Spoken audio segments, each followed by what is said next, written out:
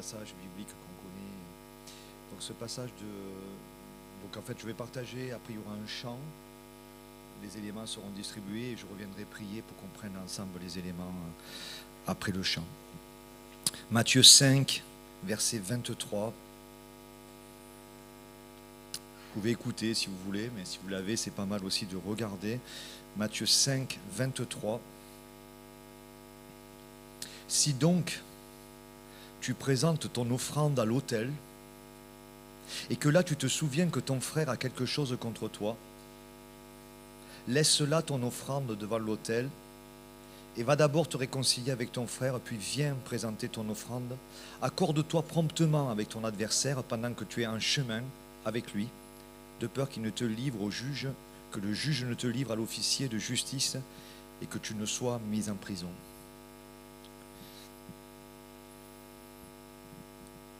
Devant l'autel, devant Dieu, il n'y a pas de différence entre l'innocent ou le coupable. Pour Dieu, ce n'est pas de la même manière qu'il voit les choses, puisque en fait, déjà, vis-à-vis de nous, les innocents, on va dire, devant les hommes, qui n'ont jamais fait d'actes graves, ne le sont pas devant Dieu. Donc je ne suis pas né innocent devant Dieu. Je suis né pécheur. Je ne me rappelle pas. Mais ce que je sais, c'est que quelquefois j'ai essayé d'embrouiller mes parents en leur faisant croire que j'avais mal pour qu'ils me prennent dans les bras et qu'ils me bercent. J'étais donc pécheur avant même qu'on m'a expliqué la signification. Vous voyez ça? Vous avez compris ce que je vous disais? Vous n'êtes pas là. Vous êtes là. Je me rappelle donc que j'ai embrouillé ma mère une fois ou deux ou cinq, certains plus que ça ont été meilleurs que moi, en les faisant croire que j'avais mal pour qu'elle me prenne et qu'elle me berce. Eh oui, c'est pas bien. Mais on est pécheurs devant Dieu et en fait, devant l'autel, devant le lieu saint, devant la présence de Dieu, il n'y a pas de différence entre un innocent et un coupable, puisqu'en fait, c'est sur la base des mérites d'un autre. Et je voulais parler de ça. Va donc d'abord te réconcilier. Et je regardais ce mot qu'on a déjà partagé, qui est extraordinaire, parce que Christ nous a réconciliés. C'est un des mots clés. On ne l'utilise pas beaucoup, mais vous êtes aujourd'hui, si vous avez donné votre confiance à Christ, vous êtes réconciliés. Il ne faut pas l'oublier, parce qu'à la base, vous étiez fâchés avec Dieu. Et Dieu était fâché contre nous. À la base, c'est ça. Quelqu'un sur cette terre qui est né, il est fâché avec Dieu de par le péché. C'est de la théologie, ce serait long à expliquer, mais c'est notre position. Et on est en position de réconcilier. Donc il faut toujours y penser que quelqu'un a fait quelque chose pour qu'aujourd'hui, ma position, même si des fois je suis coupable vis-à-vis de Dieu, je suis réconcilié. Donc c'est pour ça que Dieu va dire, fais bien les choses à ce moment-là, quand tu sais ce qu'il faut, ce que déjà tu as reçu, que tu ne méritais pas. Et ce terme réconcilier, il est super important. Pour moi, il est central.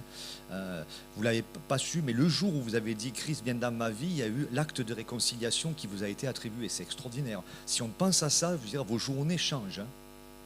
Dès que vous vous condamnez, sachez que vis-à-vis de Dieu, vous êtes réconcilié. Après, peut-être il y a quelque chose à faire pour réparer.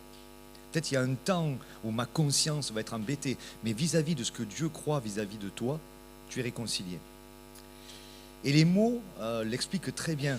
Le mot réconcilier en latin, ça dit, il y a deux bouts au mot, deux sens, enfin deux qui se complètent, c'est rendre uni de nouveau. Réconcilier, réconcilier, d'accord? Rendre uni de nouveau. Rendre uni de nouveau. Et en grec, ça ressemble, mais ça s'améliore, on va dire, dans notre compréhension, puisque dans la Bible, évidemment, les mots sont importants. C'est changer, pratiquer le change, katalazo, pratiquer le change et procurant la paix. C'est-à-dire que quand tu n'es pas réconcilié avec Dieu, tu n'es pas en paix. Si tu ne vis pas dans la paix, c'est que tu ne vis pas dans la réconciliation avec Dieu. Tu vis dans autre chose qui devrait satisfaire Dieu. Tu te racontes un truc où tu n'es pas enseigné, tu ne le sais pas. Mais comme tu n'es pas en paix, ça veut dire qu'il y a quelque chose, tu es fâché, tu vis dans une attitude de fâché, et quand on est fâché, on n'est pas en paix. La réconciliation ramène la paix. Et nous avons la paix avec Dieu. C'est biblique, hein. Nous avons la paix avec Dieu. Donc, déjà, lui, il est en paix. Donc, le fait que je pense que celui qui est mon maître est en paix avec moi, bon, ça m'aide à penser mieux. Mais, donc, rendre unis de nouveau, changer, faire la paix, passer, et c'est là que le mot biblique est extraordinaire, c'est qu'en plus de ça, il y a passer d'une relation à une autre. Ben oui, si je suis fâché avec quelqu'un, je ne suis plus fâché avec lui, je passe d'une relation à une autre. Si Dieu était fâché avec moi, il passe d'une relation avec moi à une autre relation avec moi. De fâché à ami, de fâché à réconcilier, de puni à libérer, etc. C'est l'évangile, hein. C'est dit avec d'autres mots là ce matin, mais c'est la simplicité de l'évangile. Paul dit, j'ai peur que des fois vous égariez de cette simplicité. Vous avez été réconcilié avec Christ. Donc la réconciliation ne fait pas juste que dire, ok, maintenant on n'est plus fâché, on redevient pote, ou on redevient ami, ou on redevient frère et sœur, peu importe. Vous voyez, ou avec Dieu, on redevient père et fils, enfant et papa. Mais la réconciliation, elle change un état. C'est ça qui est extraordinaire. Ça, c'est la grâce de Dieu. Dieu ne fait jamais quelque chose juste pour que lui, ça le... Vous voyez, imaginez, bon, vous imaginez Dieu, il est des fois un peu humain à cause de nous. On le rend humain. On va dire, bon, si Dieu est en paix, c'est bon. Vous pensez que Dieu a besoin que je me réconcilie pour qu'il soit en paix? Mais Dieu est en paix. Vous voyez? Mais c'est moi qui ne vis pas la paix. Vous imaginez que Dieu a la paix? Non, mais Dieu, il est la paix, lui. Moi, je ne suis pas en paix, pas tout le temps. Et c'est très intéressant parce que la réconciliation biblique, c'est pour ça que Jésus va dire, si tu es en train d'aller faire un service, tu vas apporter de l'argent, tu vas apporter ton engagement, tu vas apporter quelque chose à l'autel, c'est-à-dire tu amènes ta vie, tu amènes de ton bien, tu amènes de ton être à un endroit. Avant ça, mais d'ailleurs pose-le là, et d'ailleurs il ne dit pas, garde-le chez toi. Hein. Vous voyez comment Dieu, il est amour. Il ne dit pas, garde ton bien chez toi, tu viendras quand tu le mériteras. Il dit, pose-le là à l'autel, laisse-le là, je le prends. Mais va faire ce que tu as à faire et puis tu reviens, tu retrouveras là où tu l'as posé et tu pourras continuer ta démarche, tu vas vivre la paix. Parce que Dieu, ce qu'il ne veut pas, c'est juste de l'argent. On a parlé d'offrande ou du don de ma vie. Ce qu'il veut, c'est que nous soyons en paix. Et pour être dans la paix, il faut être réconcilié. Pour être réconcilié, il faut avoir conscience de ce que ça veut dire que la réconciliation. Et qu'est-ce que ça peut apporter dans ma vie? La réconciliation, ce n'est pas juste être rassuré que Dieu soit en paix. C'est savoir que Dieu a pu pratiquer le change. C'est ça, réconcilier. Et que ce change apporte une autre vie. Et c'est là qu'il y a les guérisons. C'est pour ça que, vous comprenez ces mots, on va dire un chrétien ne doit pas divorcer. Ah, oui, mais si c'est juste moral, pourquoi un chrétien ne devrait pas divorcer? Parce que s'il y a un divorce, on ne parle pas de s'il y a eu des choses graves, vous voyez ce que je veux dire, mais dans le sens qu'on ne se supporte plus. Allez, parce que généralement, la plupart du temps, des divorces, c'est ça. J'en ai marre, c'est bon, je ne peux plus voir sa tête, ça fait 20 ans, elle m'a saoulé, il m'a saoulé, voilà. Je résume, mais malheureusement, c'est souvent ça. Bien sûr, quand il s'agit de choses graves, voilà. Mais pourquoi? Parce qu'il n'y a plus la paix. Et comme il n'y a plus la paix, ben voilà, ils ne sont pas réconciliés. Mais la pensée de Dieu, c'est de changer, de donner la paix, et donc c'est possible qu'il y ait une vie de résurrection, même dans une situation catastrophique. Et du coup, c'est plus de dire il ne faut pas divorcer, c'est qu'est-ce qui pourrait amener cette réconciliation qui ne peut venir que du ciel, puisque sur terre, ça serait qu'un truc, on prend les mêmes et on recommence. On a essayé tant de fois. Ouais. Mais oui, mais si tu essaies tant de fois la même chose, Dieu ne nous parle pas de réconciliation pour dire une fois de plus. Il nous dit, je veux pratiquer le change. Et vous allez voir, donc la réconciliation pour Dieu, c'est quelque chose qui donne autre chose. C'est changer une chose, un état, en autre chose. Voyez? C'est pour ça que Dieu dit, tu amènes ton offrande, attends, pose-la là, va faire ce que tu as à faire, reviens. Quand tu vas la donner la prochaine coup, tu vas voir, c'est plus pareil. Vous comprenez l'image? Enfin, le sens profond même. Hein? Tu poses ton offrande, tu vas faire ce que tu as à faire. Tu fais ce que tu as à faire dans ta conscience, et puis tu reviens, l'offrande est toujours là. Hein? Dieu lui dit, je suis prêt à la prendre. Mais c'est pour toi que je te demande de régler d'abord cette chose-là, parce que quand tu vas la donner, ça ne sera plus la même chose. Ça ne sera plus la même chose. Tu vas la donner et tu vas voir que ce n'est plus la même personne qui donne puisqu'elle est changée. C'est extraordinaire, c'est tellement biblique. Jésus-Christ est exactement comme ça, je finirai par ça. Changer une chose en autre chose, c'est plus que se demander pardon, c'est plus que stopper une brouille, c'est carrément être changé parce que Christ, en nous réconciliant avec le Père, en fait, a fait de nous, 2 Corinthiens 5,17, c'est l'autre passage où le terme réconciliation y est parlé plein de fois, je vous le lis. Un passage que nous connaissons beaucoup. Si quelqu'un est en Christ, vous êtes, ok, il est une nouvelle créature, les choses anciennes sont passées, voici, toutes choses sont devenues nouvelles, et vous continuez. Et tout cela vient de Dieu, qui nous a réconciliés avec lui par Christ et qui nous a donné le ministère de la réconciliation, car Dieu était en Christ réconciliant le monde avec lui-même, en n'imputant pas aux hommes leur offense, et il a mis en nous la parole de réconciliation. C'est facile, je vais le refaire et vous devrez remplacer. Attention. Nous faisons donc les fonctions d'ambassadeurs pour Christ, comme si Dieu exhortait par nous, pour vous, en suppliant au nom de Christ, soyez avec Dieu. Vous voyez, ce passage, ça suit 2 Corinthiens 5,17, c'est dans le cœur même de Dieu. Et un dernier point, le mot, il a une racine, réconcilier, qui dit, je vous l'ai dit, changer, échanger une chose avec une autre. Vous savez où on le trouve? Voici, je vous dis un mystère, nous ne mourrons pas tous, mais tous nous serons comme vous voulez. Allez, réconcilier, changer, comme vous voulez. Changer, réconcilier. Le jour où l'Église va être enlevée, elle sera totalement et définitivement, être individuellement réconciliée avec Dieu. Dans la présence, la question ne se posera plus. Mais c'est la même racine du mot. Et un autre passage, 1 Corinthiens 15, 52, en un instant, en un clin d'œil, à la dernière trompette, la trompette sonnera et les morts ressusciteront incorruptibles et nous serons changés, vous ne savez plus ce que vous allez dire, réconcilier, changer, c'est la même chose.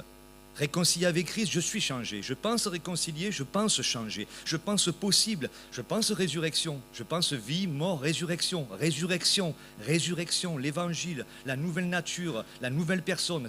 C'est que sur la base de réconcilier. Il y a un mot qu'on emploie tous les jours. Vous êtes déjà allé en thalassothérapie? Non? Vous savez ce que c'est la thalasso, catalasso, thalasso? C'est le même mot, hein? Vous savez ce que c'est? Eh bien, en fait, c'est thalassa. Vous avez vu ça?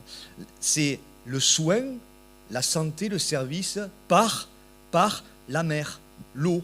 Thalassothérapie, vous allez, il y a des jeux et machin, on te mouille, tout ça, la boule, tout ça. Vous voyez? Mais c'est, tu comptes par ça, le soin compte te donner un changement dans ton corps par l'eau. Tu vas être réconcilié, retrouvé, voilà, vous voyez le sens du mot, tu vas retrouver, on l'espère, ça ne marche pas toujours, mais en tout cas la pensée de la thalassothérapie, c'est que le corps soit réconcilié, parce que quand tu es en mal, eh ben, ton cerveau, ton âme et ton corps, ils disent qu'est-ce que tu me fais, j'en peux plus de te supporter, voilà, et c'est dur, on est fâché, et en plus, comme il y a le péché, ça marche très bien. On est fâché rien qu'avec nous-mêmes déjà. Vous voyez, je veux dire, l'estomac, à force que tu es mal au pied, il commence à faire un ulcère et quand tu as ton tête, vous voyez, rien ne va bien. Mais la thalassothérapie est là pour que par le soin extérieur, tu puisses retrouver quelque chose de nouveau. On l'espère. C'est ce qui a donné la même chose. Au sens du mot, être réconcilié. Tu es soigné par l'œuvre de Christ, tu es soigné par cette œuvre, l'eau de la parole, ça marche très bien en plus, tu es soigné par ce que Dieu dit et tu n'es plus le même. Je termine. On peut faire... Maintenant, pensons à Jésus-Christ. Tout ce qu'il nous demande, tout ce qu'il peut espérer, quand il nous demande, c'est de le laisser faire. Souvent, il ne nous dit pas « fais-le », il dit « laisse-moi faire ». Laisse-moi faire. Juste une pensée. Jésus-Christ, il vient sur terre. Il vient sur terre. Il vient apporter son offrande. Mais qu'est-ce qu'il fait juste avant? Dans la pensée, il va vers l'autel. On est d'accord en position. Il va vers l'autel. Il va apporter à Dieu le sacrifice qu'il est. Réfléchissez.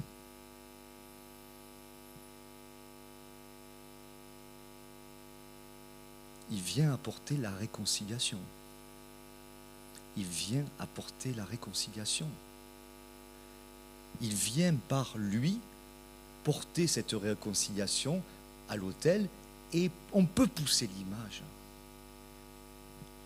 Parce que je pourrais me dire, avec lui, ça ne marche pas quand même qu'il se dise, s'il a quelque chose contre un frère, il devrait d'abord laisser l'offrande là et aller se réconcilier. Non, ça ne marche pas. Mais pourtant, ça marche.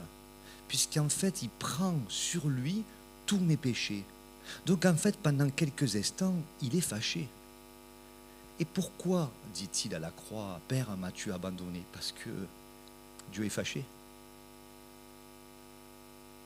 Puisqu'il devient moi, il devient toi et il devient tous les autres. Quelques instants, le Père se sépare et il est fâché. Et mourant, il réconcilie l'humanité et il est changé.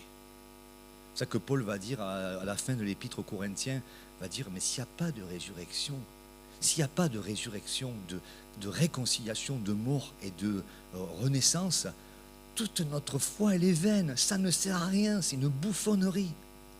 Mais on est basé sur ça. C'est incroyable de penser que lui-même, il a dit, je vais d'abord aller chercher ceux qui sont perdus, prendre la misère, me fâcher avec le Père quelques instants pour réconcilier l'humanité. C'est ce que nous allons faire pendant l'offrande, on va dire, en se rappelant l'offrande du corps de Christ après le chant. Merci beaucoup pour votre attention.